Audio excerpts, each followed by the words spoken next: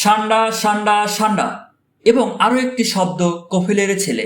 সামাজিক যোগাযোগ মাধ্যমে কয়েকদিন ধরেই ভেসে বেড়াচ্ছে এই শব্দগুলো। কোথায় থেকেই বা শুরু হলো এই ট্রেন্ড? এই সান্ডাই বা আসলে কি? এটি কি খাওয়া যায়? ইসলাম এই সম্পর্কে কি বলে? এটি হালাল নাকি হারাম? সকল প্রশ্নের উত্তর জানবেন এই ভিডিওতে। সৌদি প্রবাসী ব্লগার আব্দুল মান্নান সৌদির দাম্মামে থাকেন। তিনি পেশায় ছাগল, উট ইত্যাদি চড়ান। সম্প্রতি তারও একটি রিলসে দেখা গেছে একটি সান্ডা ফোঁস শব্দ করছে। প্রায় 1 কোটি বার দেখা হয়ে গেছে ছোট্ট এই ভিডিওটি। সামাজিক যোগাযোগ মাধ্যমে এরপর থেকেই আলোচিত হয়ে ওঠে সান্ডা। আর কফিল শব্দ দ্বারা বোঝায় মধ্যপ্রাচ্যে কর্মরত বাংলাদেশি শ্রমিকদের নিয়োগকর্তাকে। আসলে সান্ডা কি? সান্ডা নামটি মূলত একটি নির্দিষ্ট প্রাণীকে নির্দেশ করে না। এটি স্পাইনি টেইলড লিজার্ড বা কাঁটাযুক্ত লেজওয়ালা টিকটিকির একটি সাধারণ নাম, যার বৈজ্ঞানিক নাম ইউরোমাস্ট্রিক্স।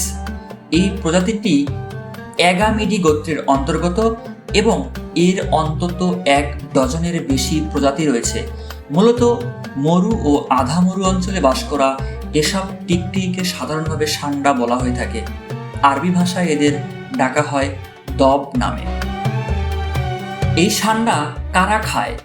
মধ্যপ্রাচ্যের মরুভূমির বেদুইন বা স্থানীয় গোষ্ঠীর কিছু মানুষ সান্ডার শিকার এবং খেয়ে থাকেন। কেউ সান্ডার বিরিয়ানিও রান্না করেন। ভারত ও পাকিস্তানে স্থানীয় কিছু জনগোষ্ঠী সান্ডা শিকার করেন।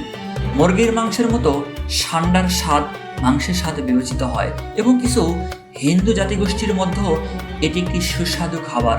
বিশেষ করে লেজের অংশটি খাবারের অন্যতম আগ্রহের কেন্দ্র। প্রাকৃতিক পরিবেশে সান্ডা বিভিন্ন শিকারী পাখি যেমন লাগরবাজ ও টনি ঈগলের খাদ্য। মরুভূমির শিয়াল ও সাপরাও এদের গর্তে হানা দেয়। ইসলামে সান্ডার মাংস খাওয়ার বিধান কি? এটি হালাল নাকি হারাম? নবী করিম সাল্লাল্লাহু আলাইহি ওয়াসাল্লামের সামনে একবার তার সাহাবীরা সান্ডা পরিবেশন করেন। তখন তিনি সেটি খাননি। সে সময় তার সাহাবীগণ জিজ্ঞেস করলেন, ইয়া রাসূলুল্লাহ সাল্লাল্লাহু আলাইহি সাল্লাম, আপনি কি এটি খেতে অপছন্দ করেন? এটি হারাম? এই প্রশ্নের উত্তরে নবী করিম সাল্লাল্লাহু আলাইহি সাল্লাম বললেন, এটি আমার কওমের খাদ্য নয়, তাই আমি খাই না। সহিহ বুখারী 5537 এবং সহিহ মুসলিম 1944।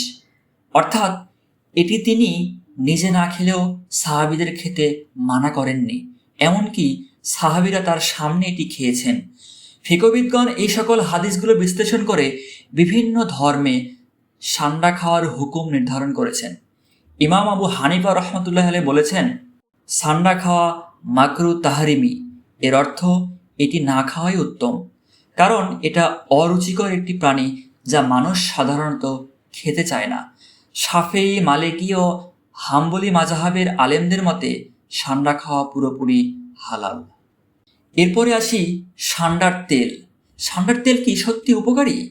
সান্ডা নিয়ে জনপ্রিয় একটি বিশ্বাস হলো এর তেল, যাকে বলা হয় সান্ডা তেল।